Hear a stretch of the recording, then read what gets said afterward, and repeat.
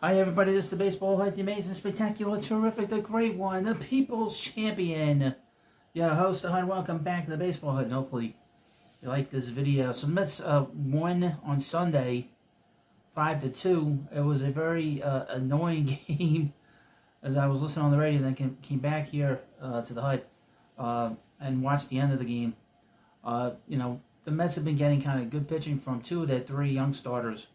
Brandon Sprode, who pitched really well on Saturday, pitched 6 shutout innings, and of course, Nolan McLean pitched 6 shutout innings of his own. He's been great, and he's got great stuff, and he's got a big future. Keep him healthy, he's going to have a big future. And Sprode too. I sort of talked about them a little bit here and there about their experience, based on the fact that they pitched in college. Sprode has much more experience in big games than McLean does, and he pitched 4 years in college, pitched in the College World Series 2 years ago against Paul Skeens. I believe they pitched against each other at one point.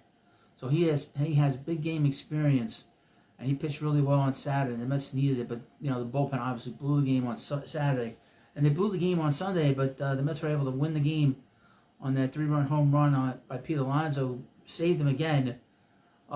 This team drives me crazy. I don't drink, but if there was something that could cause me to drink, it'd be this team with this sort of up and down stuff. They had to get this win today because obviously they lost 8 in a row, and you have to win. You can't, when you have these opportunities to win these games, you got to win these games. And the Mets have gotten a little lucky over the last 2 days because the Reds lost yesterday and they lost today. The Reds were winning in their game, and then the A's just destroyed them late. And Nick Kurtz, just hit home runs, and he's a great hitter and great young hitter. But they lost those 2 games, and the Giants, they were winning last night, and they brought in Jose Budo, and of course he blew it. He blew the game for them against the Dodgers. Then the Dodgers came back and they won against the Giants. So the Mets now have a 1.5 game lead in the wild card on the Giants, but they have 1 game up in the loss column, and they have a 2 game lead on the Diamondbacks and a 2 game lead on the Reds. The Reds are under 500, just so you know, and the Diamondbacks are even, and then the Cardinals are 4 games back, but they're 3 games under 500. You got to be above 500 to get into postseason. You can't be an under 500 team. But we got 12 games left. The Mets are on a rather precarious position right now because a lot of fans are talking about how this team could get broken up. I know I've been talking about it. This team could get broken up if they don't get to postseason and have a shot at winning this. I don't want to talk about it, and I've talked about it in the last few videos because this situation has been so bad that you get forced to talk about it, and it's not easy. It's not easy talking about it. It's not easy digesting this team and dissecting them and cutting them to pieces. I don't want to do that. But they won today, and I watched a little bit of the alumni game on Saturday, and I thought to myself, because they brought in Todd Zeile and Al Leiter for the pregame, and Al said something very interesting. That because they were in that situation. That 99 team was in a similar situation. They had lost 7 in a row in September, and lost 8 in a row, I guess, in the end of May, early June. And he said you gotta simplify it to where it's like basically 1 pitch at a time. And I think that's kind of what's going on here. Is they're so enamored and so getting wrapped up in the big picture. I think that's what's causing problems. That's what Bobby Valentine said too. Bobby, it's funny. I was thinking about this today. 2 of my favorite managers with the Mets was David Johnson and Bobby Valentine.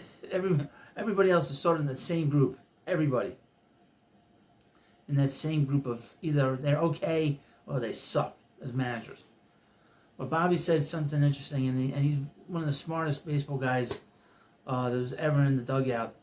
He said the biggest distraction is New York. He said that team is distracted by what's going on the outside, and they're not pushing it out. And that might be the issue. That they're so wrapped up in the moment, in the big picture, that they're not worried about the moment. He said they're not worried about playing the game. They're not worried about every pitch, every out, every at bat, every inning. They're not dealing with that. They're sort of worrying about the losing streak. They're worrying about the end of the game instead of what the task at hand is. Like if you're in the fifth inning, what are you going to do in the fifth inning? When you're in that moment, they're not worrying about in the moment. So I thought that was. I read that today online, I guess through the New York Post. I thought that was very important because he was a smart guy, like I said, and that might be the issue.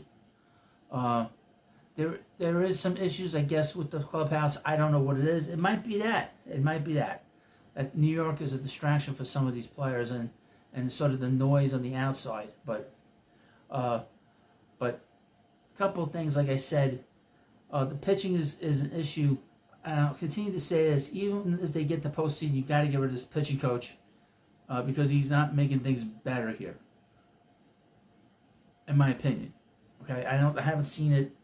The constant falling behind the count, constant walks is an issue. It's going to be an issue as long as he's here, and they need to move on. He's been here too long. He's been through too many, two ownerships, 4 managers. You can't continue to have him here, especially since they haven't won anything. He's not Mel Stottlemyre, for God's sake. Far from it. But it was a big home run by Pete today. Because he's been scuffling a little bit. He's had 1 home run in September, I believe, or 2 or whatever it is. Not a lot.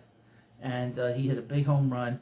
And it's funny, I was driving home, and Howie Rose was talking about him, that the Mets have not got a big home run from him, a big hit from him in a while. And, of course, I don't know if Howie knows the lottery numbers for tomorrow. I'd like to know what they are for tomorrow. But interestingly enough, he hit the home run in the 10th inning, and that was great. Now, on Tuesday, Sean Manaea is not going to pitch. So what they're going to do is they're going to start Clay Holmes, or Manaea is not going to start. Clay Holmes is going to start on Tuesday, and the belief is that they're going to piggyback Manaea after him.